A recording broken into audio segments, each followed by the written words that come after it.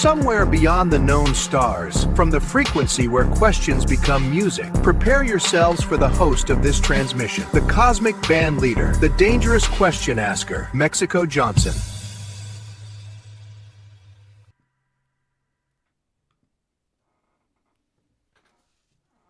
What up, though? It's your boy, Mexico. We back up in this thing. Let's get it going for another episode of Let's Agree to Disagree tonight. We here for episode 21. 21 episodes strong and still going in before we make it to episode 36 here. We still got a little bit of a journey to go still, but on our way there, I do think we got a couple more interesting sights to see, a couple more interesting stops to check out. So we're going to get into it here. Oh, shoot, my dog, Tony. What up, though? UZDC, what's good with you? How you been, man? Tell me what's good with you, fam. I appreciate you coming through the chat, checking out the show with us tonight. It's going to be a fun one. We got a fun topic lined up, some interesting things to talk about. We're going to make it happen here. Appreciate you for stopping by, my man. If I get it going here, before we enter tonight's signal, I want to make something clear. This is not Mexico Johnson waking up this week, seeing the Pope talk about AI, and suddenly deciding to chase the Vatican comet across the sky. Instead, for the last several weeks, LATDT has been already orbiting this storm. Episode 17 asked about time travel, legacy, and what kind of message we would want to send to the future. Episode 18 asked whether artificial intelligence is conscious, simulated, or awakened, and whether humans are conscious enough to handle what that means. Whether humans are conscious enough to handle what we made. Episode 19 asked whether human value is becoming replaceable, or whether our old measurements of value are becoming unrecognizable. And then episode 20 asks about justice, repair, revenge, slavery, and reparations, and who powerful institutions recognize as worthy of repair.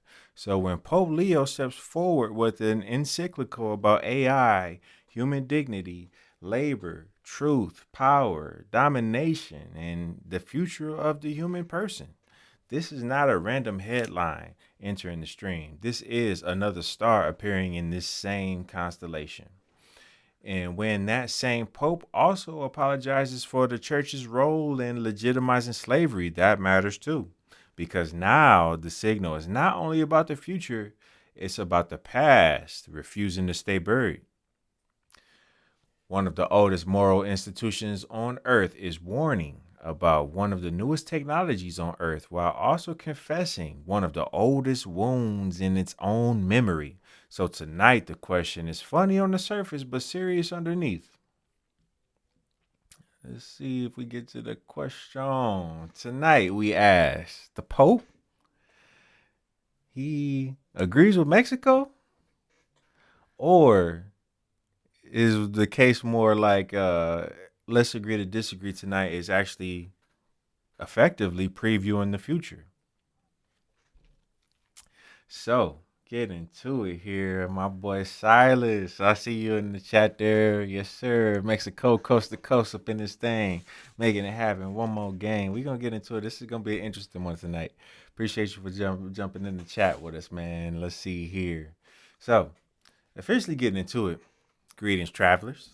I am Mexico Johnson, a.k.a. Mexico Coast to Coast, your signal architect for the evening here, broadcasting vibrations from the new organized world, and you are watching Let's Agree to Disagree tonight.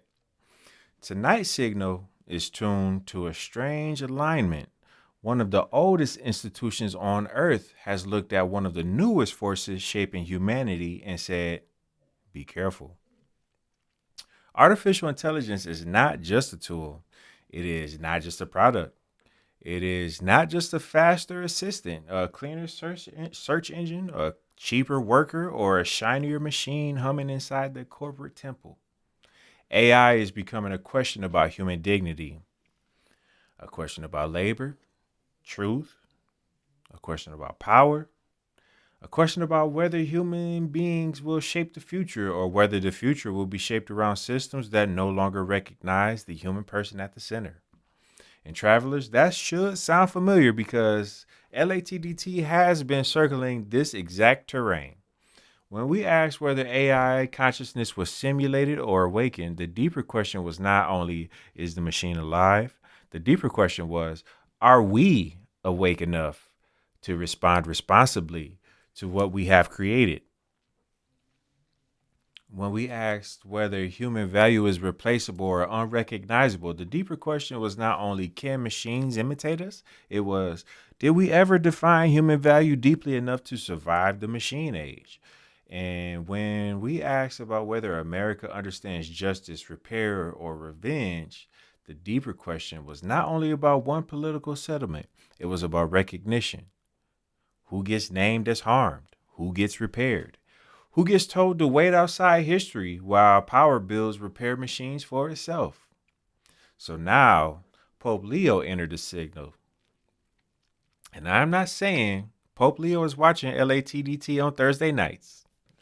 I am not saying that the Vatican has Mexico Johnson clips saved in a folder labeled Cosmic Research. But I am saying this. When one of the oldest moral institutions on earth starts warning about AI, dignity, domination, labor, truth, and the future of humanity, and this strange little broadcast from the New Organized World has been circling the same questions week after week, maybe the joke is not that the Pope agrees with Mexico Johnson. Maybe the signal is that these questions are becoming unavoidable. But here's where it gets deeper. The Pope is not only talking about AI, the Pope also apologized for the church's role in slavery and for how long it took the church to clearly condemn that evil. That is not a side note. That is the other half of the episode, because you cannot talk about human dignity in the age of AI while dodging the human dignity your institution helped deny in the age of slavery. You cannot warn about machines reducing people to outputs while ignoring the history of people being reduced to property. You cannot preach about the future of the human person without facing the old graveyards where human persons were denied, bought, sold, colonized, exploited, and then told to wait patiently for repair. That is the constellation tonight. AI and slavery, future and the past, human dignity under new machines, and human dignity denied by old empires. Powerful institutions asking what technology might do to human beings tomorrow while still carrying the record of what institutions did to the human beings yesterday. This is why episode 21 matters, because the Pope is not just talking about artificial intelligence. The Pope is talking about what happens when powerful institutions are forced to answer for the future and the past at the same time. So, what did you do when human beings were chained? What will you do when human beings are being automated? What did you call progress when people were being exploited? What will you call innovation when people are displaced? What did you fail to repair when the wound was historical? What will you fail to protect when the danger arrives wearing software, speed, and convenience? This is not an escape from history. This is history viewed with scale. We are not zooming out to avoid the wound. We are zooming out because the wound is too large to see from the ground. So tonight, travelers, we answer the question. The Pope agrees with Mexico, or is LATDT previewing the future? Now, as we get into the exploration piece here, there is a few more interesting things I want to show you then. If we could get into it, I'm going to bring in the TV here next, and then we're going to look at some of the interesting things we've gathered from this past week. Here we go.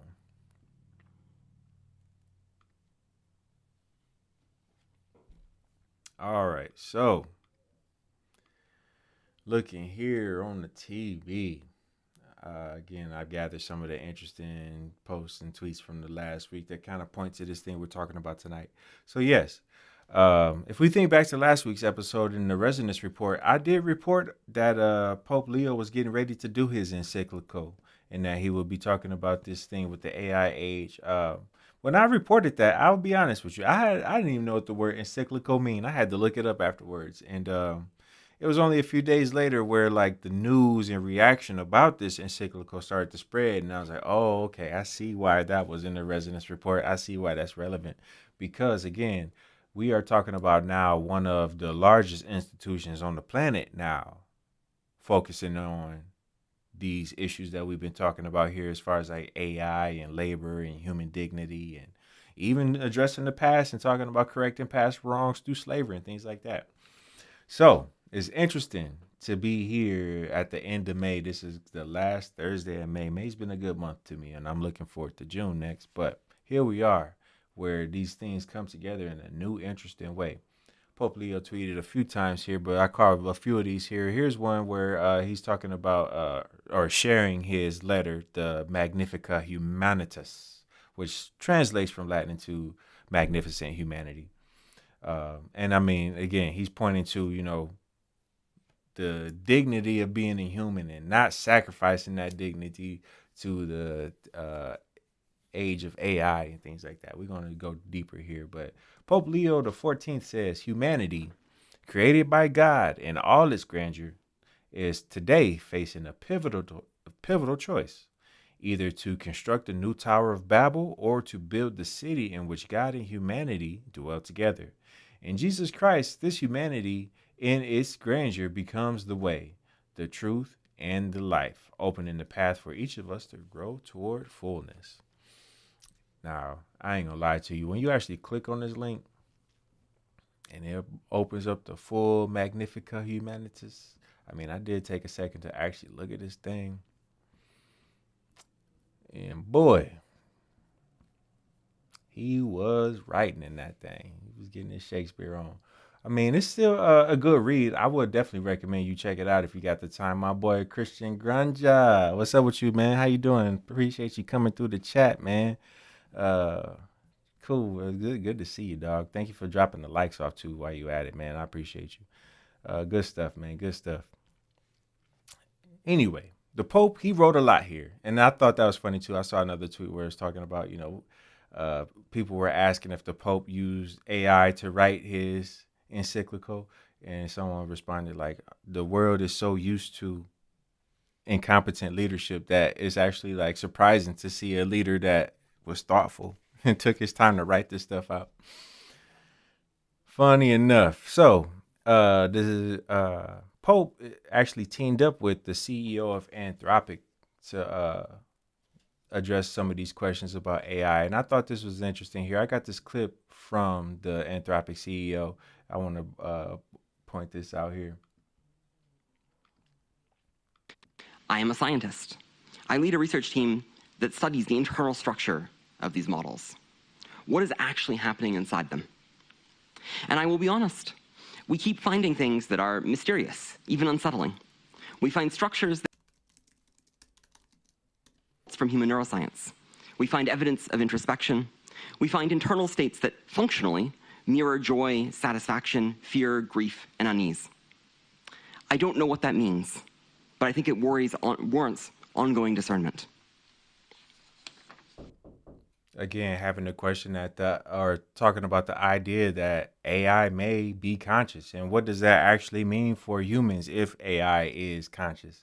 Here is the Anthropic CEO sitting down with the Pope saying that we have AI, that we are discovering structures that mirror results from human neuroscience.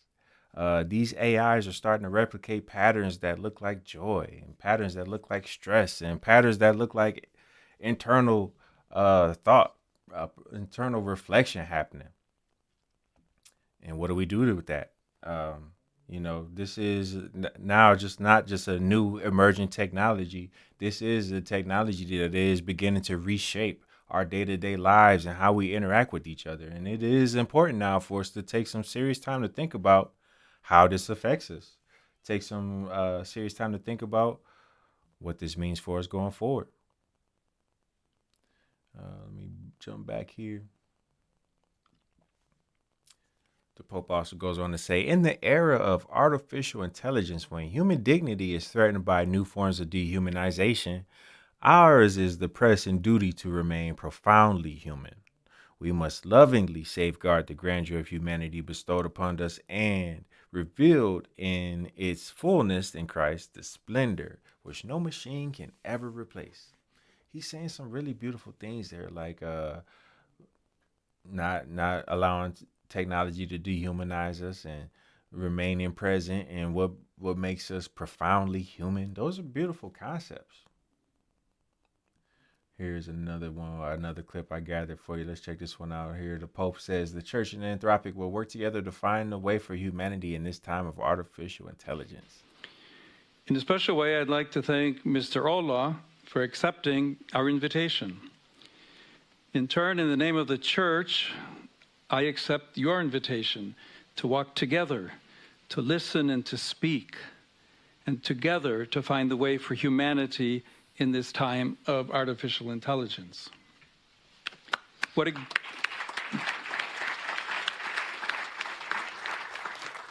a great sign of hope it is that with our differences, we can listen to one another. This interchange clearly bespeaks the gravity of the moment, as well as confidence that together we can discern the major questions of our time, and so the future of humanity. In a special So, again, the Pope is pointing to that this is an important time in human history for us to actually be conscious and to be aware of what's happening here so that we can move forward in a way that is beneficial to humans, beneficial to world peace. Here we got another clip here. Anthropic just turned the Pope into a legal weapon against the Pentagon. Now, this is the one that I saw floating around a little bit more. I want to clear this up because I saw some people taking this and running with it in the wrong direction. Yesterday, Pope Leo XIV published a 245-paragraph document demanding that AI companies be disarmed and that autonomous weapons be permanently banned.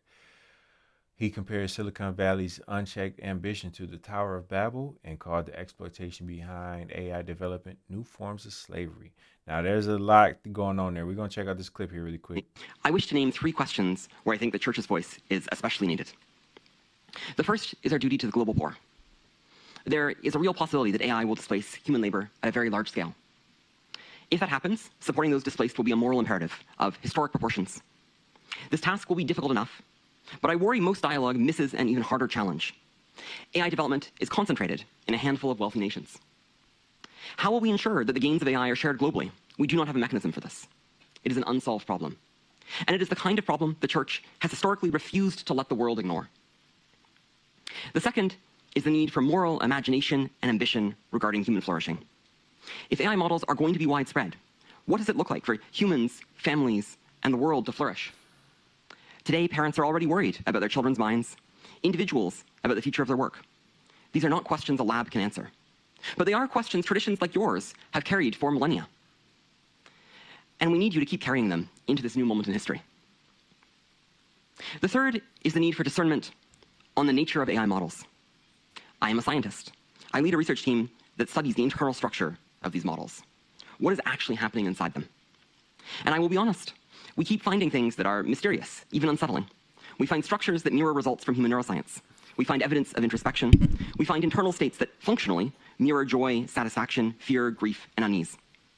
I don't know what that means, but I think it warrants ongoing discernment. I'd like to close with a request. We need more of the world, religious communities, civil society, scholars, governments, and indeed all people of goodwill, to do what His Holiness has done here. To take seriously, to look closely, and to push events in a better direction. We need informed critics who will tell the labs when we are failing. We need moral voices that the incentives cannot bend. Today is just the beginning, the start of a long collaboration between those of us who are building this and those who can see what we, from the inside, cannot. Today is a powerful illustration of the form this global project of goodwill might take. Let it also be a decisive step towards a hopeful future for a magnificent humanity. Thank you. So he's talking about goodwill, moving forward, humanity, all that good stuff. Here's another one from the Pope saying, in order to protect the human person in the age of artificial intelligence, we must once again reflect on the common good, the universal destination of goods, subsidiary, solidarity, and social justice. That point about universal destination of goods, that's interesting. Social justice, that's interesting. Solidarity, interesting. We get into some interesting topics here that's we're gonna connect this all here in just a moment. um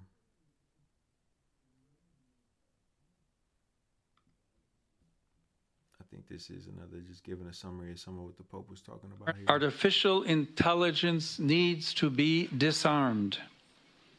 The word is strong, I know, but deliberately chosen because this moment needs words capable of attracting attention, awakening consciences, and indicating paths forward for humanity. The Church has long been working for nuclear disarmament, aware that every great technical power can affect people's lives, and so must be accompanied by adequate moral discernment and public control.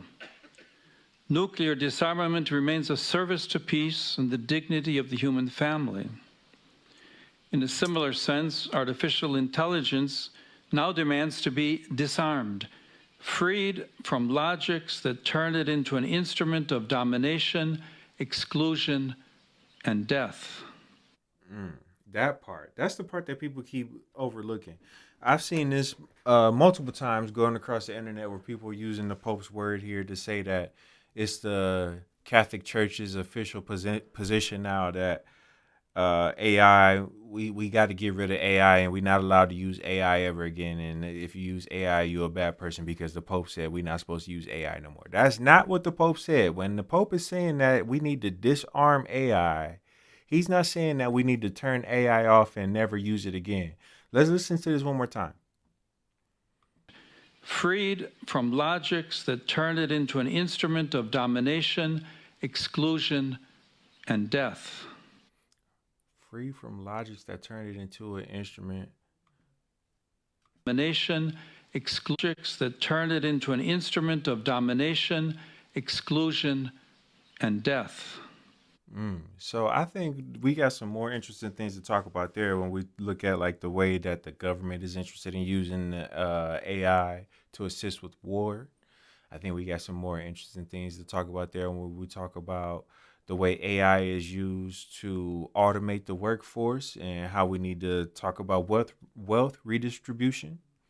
I think we need to talk about AI in terms of how we just relate to each other in general to promote more understanding and peace. I do think that we are in prime position to use AI to do those things better and more often.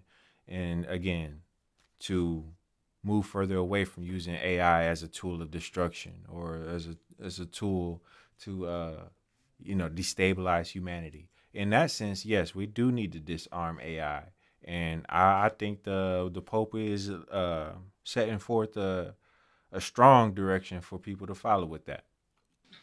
Like nuclear energy, it must be at the service of all and of the common good. Decisions about technology must never be separated from conscience and responsibility. Let us not sleep as others do, admonished the Apostle Paul, but let us keep awake. Such vigilance is necessary today. Okay. Now, this is where it gets more interesting then, because the next thing we need to talk about is with this encyclical and talking about the future of human dignity alongside the age of automation. Pope Leo XIV makes a historic apology for Holy See's own role in legitimizing slavery and for failing to condemn it for centuries. And this is where Mexico Johnson really wants to enter the conversation, because I'm not really in a rush to accept this apology.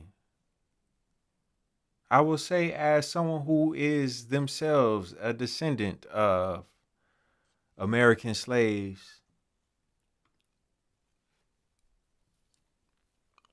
apology not accepted.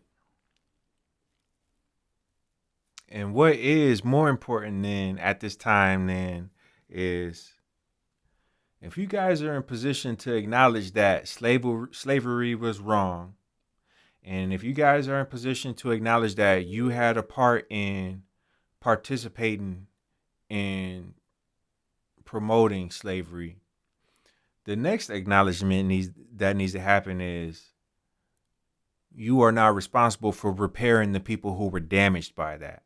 This is something that goes beyond just an apology. This is something that is bigger than or more than I'm sorry. I acknowledge that you were hurt. Because the legacy of slavery still lives on. The economic devastation that was imparted on my people because of slavery has never been repaired. And we ain't really talking about nothing as far as slavery goes if all we talking about is an apology. If we gonna really get down with this thing and you really want to talk about it, and you really want to talk about humanity, and you really want to talk about dignity, and you really want to talk about the future of humanity in the age of AI, we got to get real about where this damn money at. The Catholic Church is responsible too. Y'all gonna have to break off some of them reparations too. Because again, if it's something that's real enough to you that you can acknowledge it and understand that it's something that you need to apologize for, the next step here is that you need to acknowledge that that's something that you need to be a part of repairing as well. And the first part of repairing the damage caused by slavery is breaking that paper off. Slavery itself was an economic pursuit. In the name of slavery, they built literally the most wealthiest country known to man in human history off the backs of slaves. This was an economic institution. And at this point, it's more than an apology that needs to happen. We need some economic repair that comes with that apology too. So I want to say that loudly and clearly for anybody who can't hear. If the Pope or if anybody at the Vatican actually watches LATDT, that's what you need to know next. Apology not accepted. And that apology won't be accepted until you cut the check. We need to see them reparations checks. This goes further because like a tweet from the Martin Luther King Jr. Center. This is funny. Yesterday in his first encyclical, Magnifica Humanitas, Pope Leo XIV made a historic apology for the Holy See's role in legitimizing slavery and for having failed to condemn it for centuries, calling the Vatican's record a wound in Christian memory. It's a wound in Christian memory. A wound in Christian memory.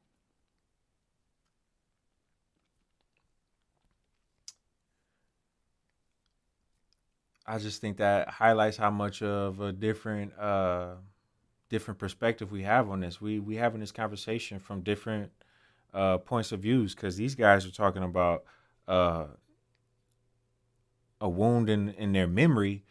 Black people, we talking about a wound in our reality right now. We talking about a wound in our wallets right now. A wound in our bank accounts right now. We talking about a wound in our livelihood and our ability to survive in this country right now.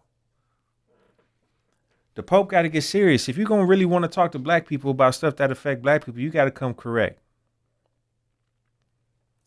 We ain't talking about a wound in our memory. We talking about a wound that's present and with us right now. And what you going to do about that?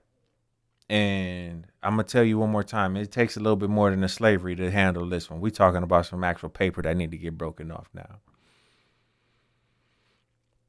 I really like this. Professor Black Truth, he had a nice video essay about it. I do think I want to give Professor Black Truth to just go give us a couple minutes of his thoughts on this. We're not going to watch the whole Professor Black Truth essay. If you want to do that, I recommend you go to his channel, like and subscribe. I do support Professor Black Truth and the messages he's sharing here. But for our purposes, I just want to hear just the first couple minutes of what he lays out here. Family and fellow soldiers, I'm the Professor, and this is the Moment of Truth. 1 year after Cardinal Robert Francis Prevost was announced as the new Pope, Pope Leo is releasing a document setting him apart from his predecessors.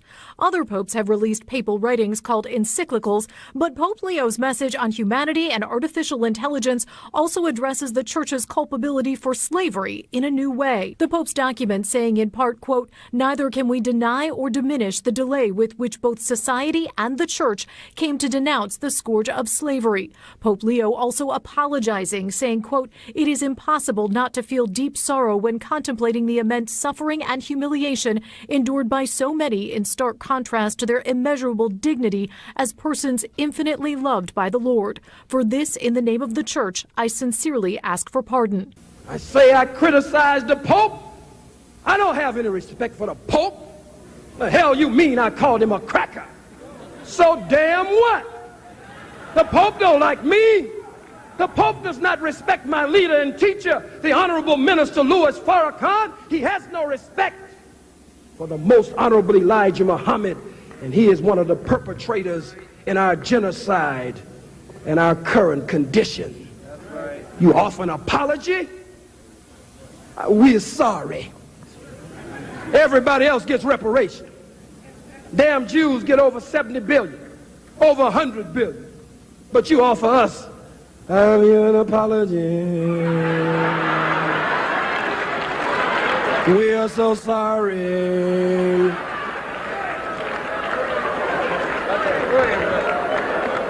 No, use your influence to get reparations for us. Quote, "This, talking about slavery, constitutes a wound in Christian memory. For this, in the name of the Church, I sincerely ask for pardon." Oh, how magnanimous. Look at how this guy framed this. The suffering that black people endured, that we were put through largely as a result of the organization he's the head of now, our suffering is a wound in Christian memory. No mention of the wounds that we suffered on our own. Christianity wasn't hurt by our suffering, it exploited our suffering. The names of the slave ships, the names of the slave forts, the names of the slave markets here in North America, and the religious indoctrination our ancestors were subjected to, and that so many of us followed to this day, all done by so-called Christians, who called themselves good white Christians, by the way, all the way up into the 20th century, and a lot of them still doing it now. So no, we gotta get that straight right off the bat. What these people did, the greatest crime in human history, the beneficiaries of it as well as the perpetrators of it, these people don't see what they did as some sort of wound in their memory. They wear it like a badge of honor. They're proud of what they did. And this statement from a so-called pope is an insult. He didn't even have the decency to call out and condemn the beneficiaries of slavery. He didn't even decide to say what it was that he was apologizing for. He talks about it as some sort of historical artifact, and one that wounded the memory of the church that he's the head of. Well, I would say that slavery is a far greater wound to those who endured it and whose descendants are still suffering the economic, social, and political brutality that slavery established, and which the Catholic Church and its adherents actually benefited from.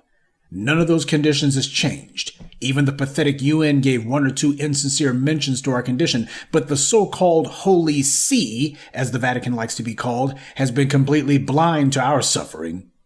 If the Pope truly wants a pardon, if he is truly asking that the criminal organization he leads be pardoned, then he needs to say who it is that he needs a pardon from first and foremost. Who is it that he wants to pardon him?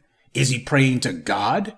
He didn't enslave God. So I'd like to know, since the Pope didn't see fit to actually specify, who exactly is it that he's seeking a pardon from? Well, since the Pope seems to be confused on this issue even after all these centuries, I can go ahead and clear it up for him. If he wants to be pardoned, then what he has to do is he has to make recompense. That means reparations. To be forgiven for something, the offender must first do three things. 1, they have to confess what they did, get it on the table so that it's clear that they understand what they did that was wrong. Secondly, the person has to make recompense to the individual or individuals they wronged. And finally, they have to make it clear they understand that they're not going to do it again. Germany did this with the Jews. They did everything that could be expected of them short of using a time machine.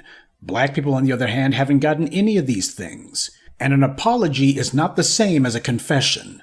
To say that you want to be pardoned, but to not say what it is that you think requires pardoning, that's nothing more than an empty gesture from someone who wants to be able to say that they apologized, while at the same time saying nothing at all. I think Professor Black Truth is telling the truth there, and he keeps going on. I just gave you the first 5 minutes. That's a whole 20-minute video essay, but I like what he got to say there. I see you there, Unc. What's up with you, though? Uncle Big Black in the chat. See you chilling with us. Appreciate you coming through, big homie. Let's see then. If we keep it rolling, though, I think that's where we are with this now. Talking about an apology. That ain't going to get it done, my man. It's time for reparation. And if you want to have a serious conversation with us, the conversation ain't serious until you got some money in your hands. If we ain't talking about breaking the bread off, we ain't really talking. Here, let's see. There's another perspective on the same thing here posted by my homie Semitic Jew. It's like the world trying to wake niggas up, but they still don't recognize all the signs. Pope Leo XIV makes a historic apology for Vatican's role in legitimizing slavery. So what this is indirectly saying and proving is that majority of so-called black people that are Christians today are only Christians because of slavery. So our ancestors were forcibly converted into Christianity, and then they passed it down from generation to generation. It says past popes have apologized for Christians' involvement in the transatlantic slave trade, but no pope has ever publicly acknowledged, much less apologized for, the role that past popes played in giving European sovereigns explicit authority to subjugate and enslave infidels. So when Ferdinand and Isabella authorized Christopher Columbus to come and sail the ocean blue in 1492, they did that under the authority of the Pope.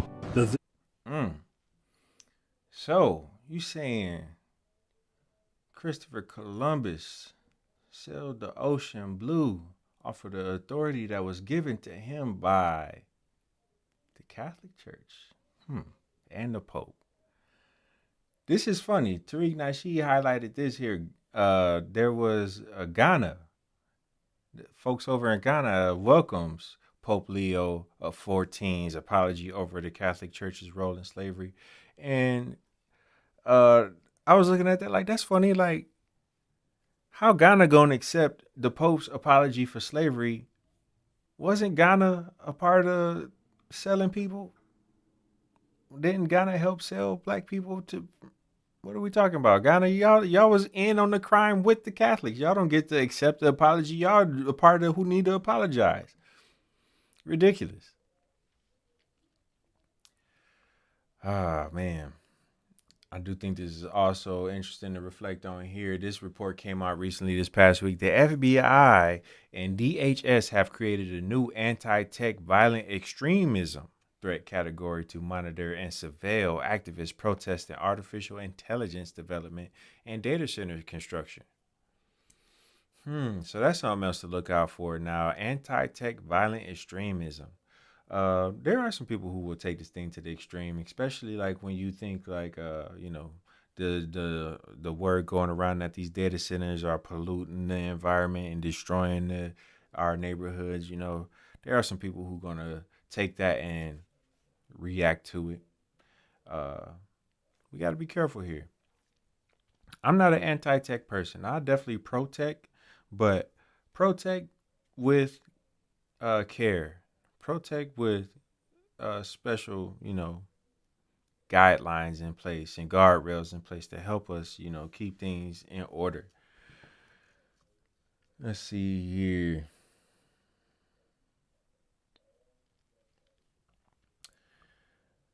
I think this conversation about human dignity and human reparations can spin around in circles for the rest of the night. But I think to say clearly what we need to say here, again, if the Catholic Church wants to be for real and have a serious discussion about human dignity in the age of AI, we ain't really talking about nothing until we talk about the reparations. I can leave it there for tonight. I'm going to get ready then to get on to the next thing here. Cosmo, tell me what you think about that. Style not found.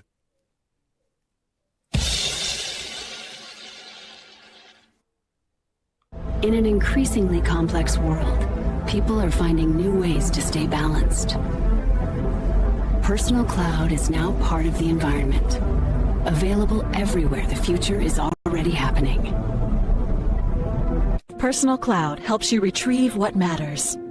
For access, contact your IT department. Availability subject to reality.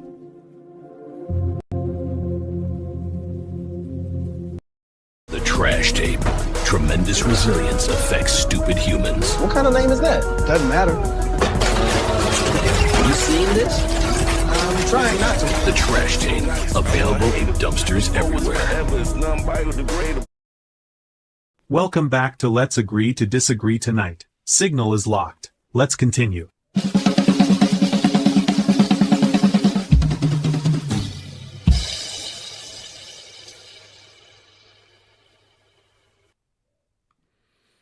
All right, it's time for this week's version of the Resonance Report.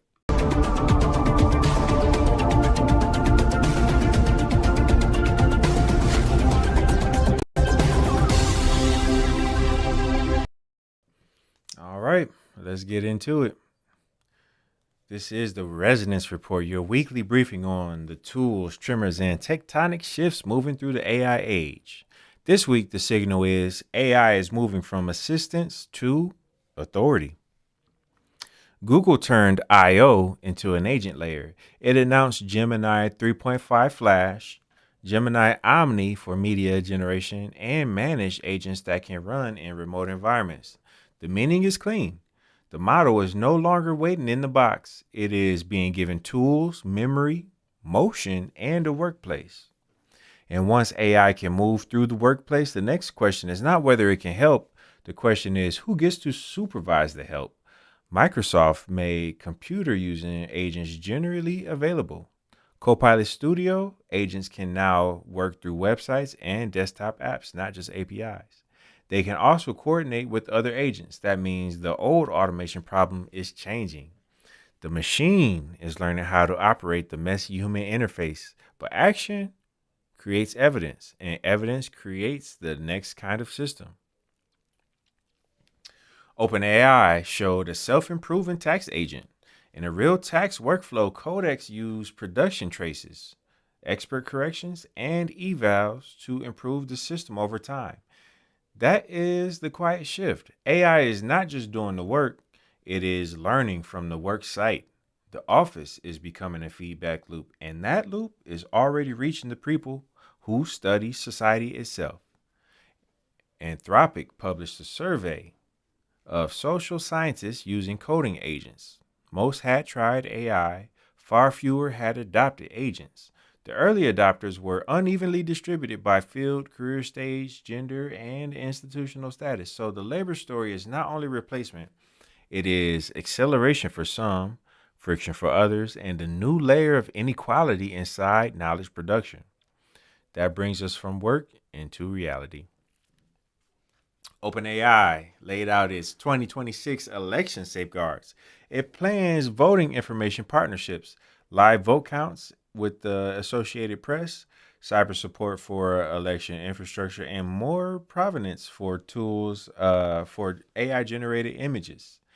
The meaning is not that deepfakes are solved. The meaning is that reality now needs maintenance. And when reality needs maintenance, the moral institutions enter the room. Pope Leo released his first encyclical on AI.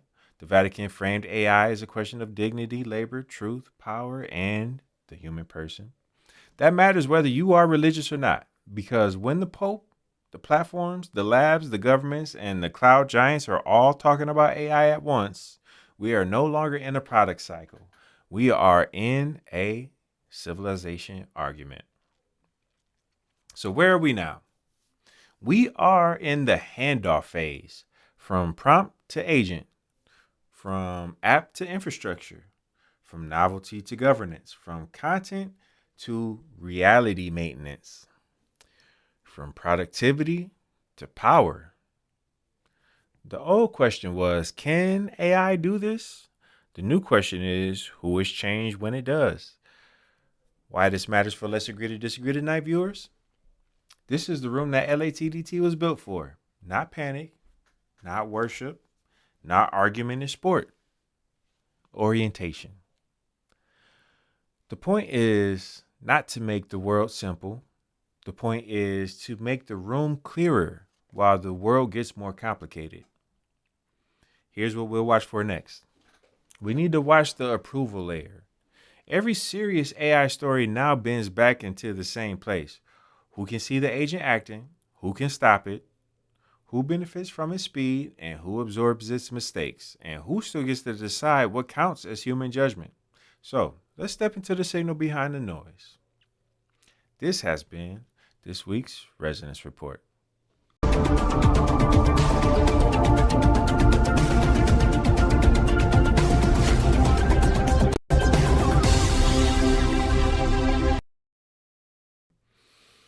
All right. That brings us to the end of the episode then. Episode 21 was fun. Trying to get folks to choose a side in World War III. I feel that too. Where we was talking about the AI dignity part and AI reparations. Yeah, I think all of this stuff is coming to a head at a very interesting time here in real life and on air for us to all watch happen together. That's very interesting. Before we wrap up, I do want to one more time invite everybody to check out the bridge. That is where we can go to sign up to join our email list here at the New Organized World. Once you join our email list, that's going to put you in the loop to stay up to date on what we're building here and what the next most interesting thing coming our way is going to be. And let me see here. I do want to pull that up for you guys one more time. If I could bring the TV in here, let's see it. If we go to the bridge, I got the link here on my YouTube page. There's also going to be a link down in the chat, a link down in the description. And here, I can even copy it over one time right here so y'all can see it on screen too.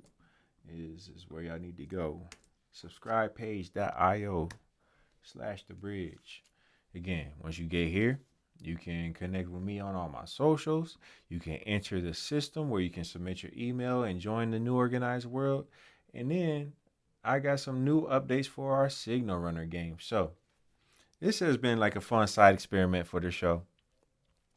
It started as like a little simple desktop game that I would play in between prompting my agent to do different things. You know, while I was sitting around waiting for my agent to do something, I could come over here and play my little game while I wait for him. And then that had turned into an actual public artifact that I, want to share with the folks and have people enjoy it. I've been seeing people climbing that leaderboard and stake their claim there. That's fun. The new advancement this week is now there's more one more new version of Signal Runner that you guys can play now. We started with the desktop version, then we added the mobile version so you could play it on your cell phone or tablets with touchscreen controls. The new version that we have available now is a spatial version. So if you have a VR headset or a spatial computer, you can actually go to the bridge, and when you go to the website here, you're going to see a new button underneath the pause button that says start in spatial mode. And when you actually load up the game in spatial mode, you get a new 3D version of the game. That's a lot of fun to play. I did not actually get any footage of this yet. I'm so sorry I ran out of time because I wanted to actually show you guys what this actually looked like in real time. I didn't get my trailer for you, and I did not get my VR setup so I could do it live on the show. But if y'all rock with me for one more week, we could try this again next week, and I can try to get y'all some actual footage of what the spatial version of Signal Runner looks like. That is for those of you who do not have their own spatial headset. My boy Joey Carr in the chat, though. I know Joey got a spatial headset, and Joey, I need you to tell me, man. Tell me what you think if you go to the Signal Runner spatial mode. Play the Signal Runner in spatial mode. Let me know what you think about that, man. I'm pretty excited for people to try it out. I'm pretty proud of what we've accomplished here at Resophonic Games. Joey says there in the chat, from experience, it's pretty sweet. Okay, I didn't know if you had gotten there or not yet, Joey. I appreciate you for checking it out. Do you have it on AVP? Well, that is what I want to show. Again, I'm sorry for not being fully prepared here because I actually wanted to put together like a video so I could just pull it up and show you. I ain't got it. But I do want to, if y'all rock with me, I'm gonna be ready to show that to the folks next week, where we can actually see in real time what the spatial version of Signal Runner looks like. So that's fun. Go to the bridge, join the Signal list, play Signal Runner. We got more coming your way here very soon. All right. Well, I think it's about that time. Well, yeah, the clock's saying we have passed the 50-minute mark. I think that's right about where I want to wrap this thing up for tonight. It's been a very interesting show. We covered a lot of stuff here, but to put a bow on this thing, we're going to do it like this. Tonight, we asked whether the Pope agrees with Mexico Johnson or whether LATDT has been previewing the future. And maybe the answer is neither. Maybe the answer is that the future is getting loud enough that different instruments are starting to hear the same note. A late night signal from the new organized world, and an ancient church speaking from Rome. Workers wondering what happens when machines do not sleep. Artists wondering what happens when creation becomes imitation. Black descendants of American slavery still asking when repair becomes real. Different voices, same storm. Because human dignity is not only threatened by what comes next, it is also threatened by what remains unrepaired. The future does not arrive clean. It drags history behind it. And if powerful institutions want to speak about protecting humanity tomorrow, they must also tell the truth about how they failed humanity yesterday. That is the moral test. Not whether we can build intelligent machines, not whether we can write beautiful documents, not whether we can say the word dignity under cathedral ceilings or corporate lights. The test is whether we can recognize the human being before the system has a use for them, before the machine measures them, before the market prices them, before the empire ranks them, before history buries them. Because the future is not asking whether we are powerful enough to build the next world. The future is asking whether we are honest enough to repair this one. That is all we have time for tonight. The future is complicated, the signal is noisy, and none of us are fully optimized. And still, we listened through the static. We found the pattern, and for one more night, the signal survived. I'm Mexico Johnson, your signal architect for the evening, and this has been Let's Agree to Disagree Tonight.